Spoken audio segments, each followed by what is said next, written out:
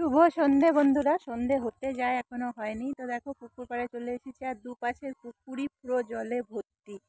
ওই পাশের পুকুরেও জল ভর্তি, এই পাশের পুকুরও পুরা টই টুম্বুর। মানে এরকম ভরা পুকুর দেখলে এত ভয় লাগে, কি বলবো তোমাদেরকে। প্রচুর মানে জলে ভর্তি। তো কদিন তো এগুলো পুরো জল হয়ে গেছিলো। তো যা হোক, দুদিনের রোদে একটু শুকনো হয়েছে পুকুর পাড়টা। তো এই কাজের থেকে উঠলাম, প্রচুর মশা কামড়াচ্ছে, আর কাজে বসা যাচ্ছে না। তাই একটু বেরিয়ে আর কোথায় যাব, পুকুর পাড়ের দিকেই আসলাম। তো বলি অনেকদিন আমার বন্ধুদের সঙ্গে পুকুর পাড়ে দাঁড়িয়ে গল্প করা হয়নি, তাই একটু গল্প করি। তো চলো পুকুর দুটো একটু দেখাই। আর পুকুরগুলো কি সুন্দর ভর্তি হয়ে আছে, আর ওয়েদারটাও কি সুন্দর। বিকেলবেলার ওয়েদারটা খুব সুন্দর। সন্ধে হয়নি, হতে যাচ্ছে, সন্ধে হওয়ার মুহূর্ত এটা।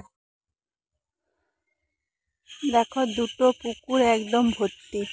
এই পুকুরটা দেখো কত জল, আকাশটা দেখো কি সুন্দর লাগছে, খুব সুন্দর লাগছে। দেখেছো?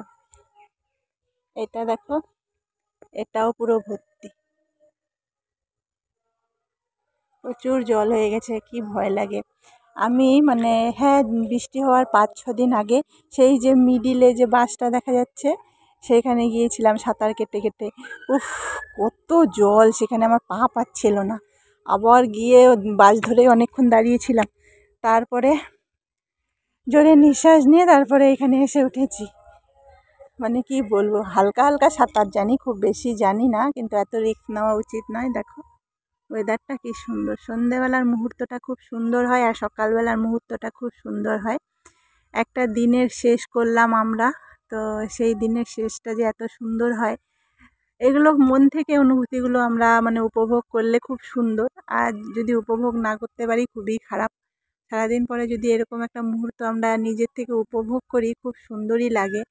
মাঝে মধ্যে হয়, সবসময় ব্যস্ত জীবনে হয়ে ওঠে না। তো আমার তো খুব সুন্দর লাগছে, তোমাদের সঙ্গে এই মুহূর্তটা শেয়ার করছি। তো তোমাদের কেমন লাগছে জানিও। আকাশটা খুব সুন্দর, শরতের আকাশ এমনিতেই সুন্দর হয়।